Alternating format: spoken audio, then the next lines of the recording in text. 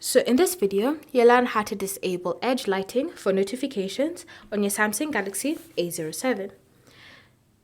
So you may have noticed that whenever you have notifications on your phone, you should see an edge lighting appearing, showing that you have a brand new notification. However, sometimes you might want to disable that feature. So in order for you to turn it off, you're going to start by navigating to Settings. Under Settings, you're then going to scroll and select Notifications, and you're going to tap on Notification Pop-up Style.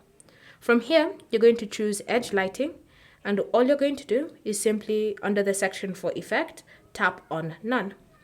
Once you've selected None, you're going to tap on Done to apply the changes, and now whenever you receive a notification, that edge lighting will no longer appear on the screen of your Galaxy A07. Thanks for watching.